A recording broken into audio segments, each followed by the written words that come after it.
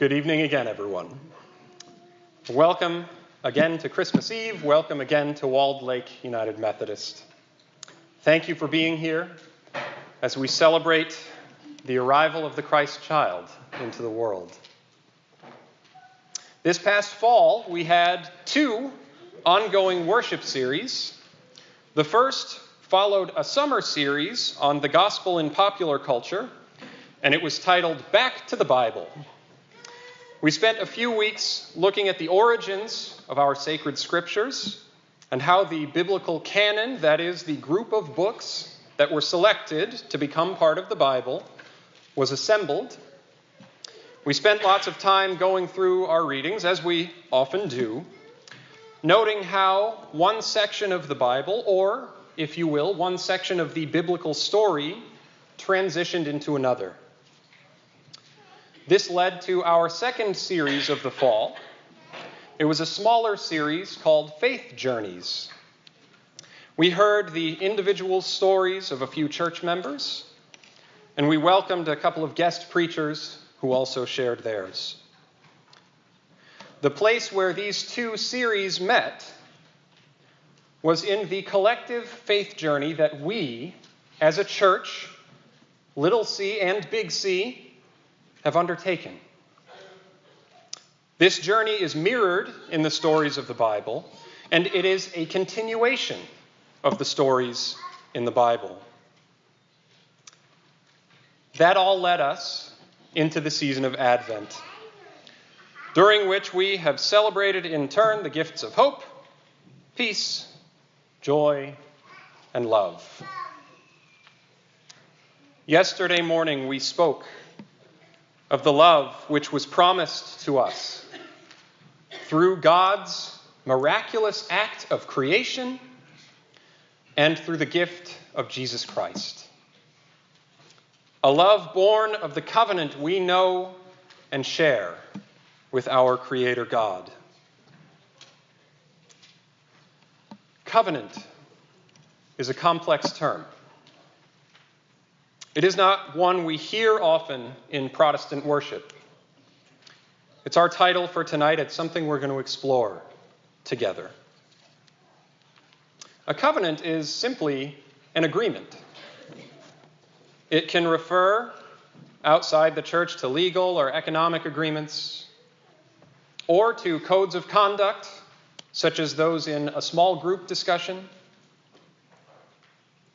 In the church, the idea of covenant goes back all the way to the days of Abraham. God made a covenant with Abraham and his people that they would be blessed so long as they walked in God's ways. You may also remember the covenant of Noah, who built an ark to rescue those creatures whom God loved during the great flood.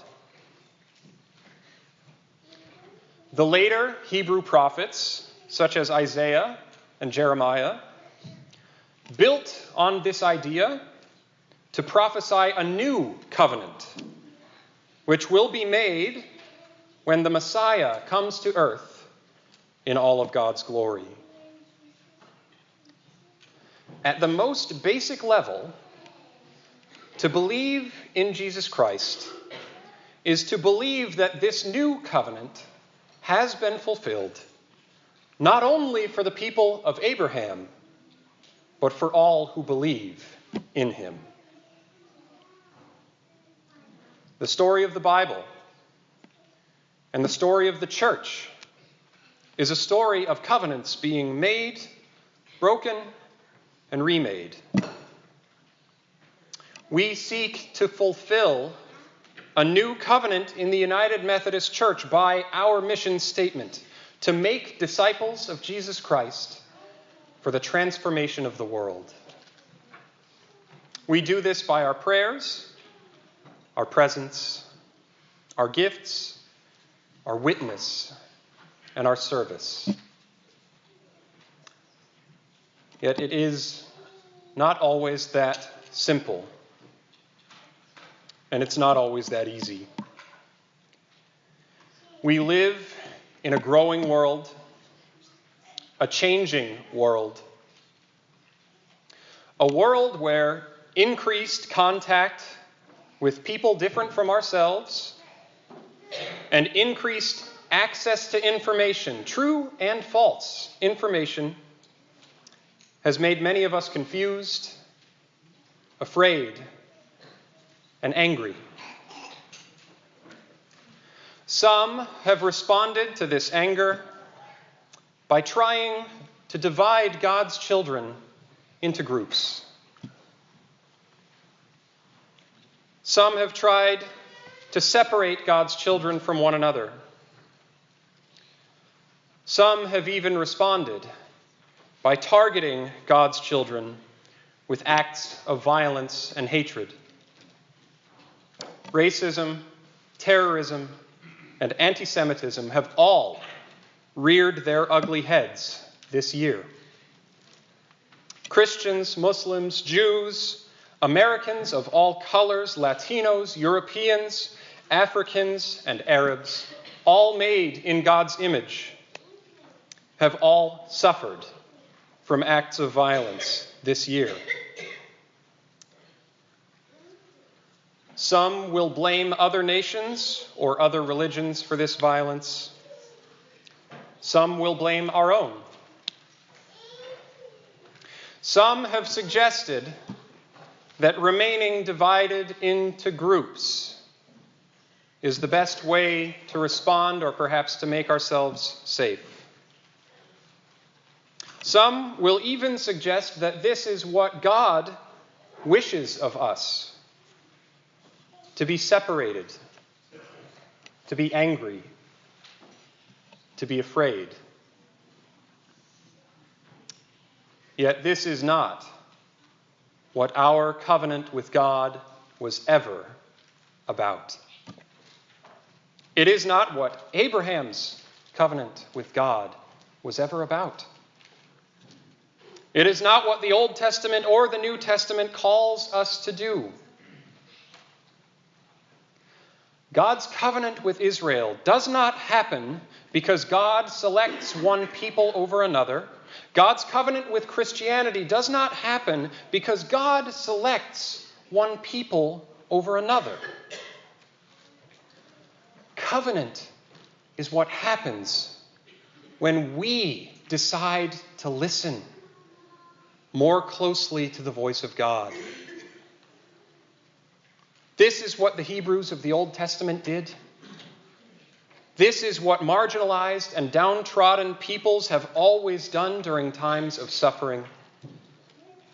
And this is what God calls us to do now. Our covenant with God starts when we recognize and accept God's grace given to us through Jesus Christ. When we see and feel the presence of God in the world, and when we choose to act on it. We are called through biblical covenant, old and new, to be the light of Christ in the world, to spread God's love, and to worship with joy and gladness, not with anger and fear. Yes, this world is full of sin. Yes, this world is full of challenges and divisions. Yet the light of Christ has never sought to divide any children of God. The light of Christ can only bring God's children together, as we are here in this space tonight. Take that light tonight. Be that light tomorrow. And practice God's love daily. That is our covenant. That is our calling. Thanks be to God, and amen.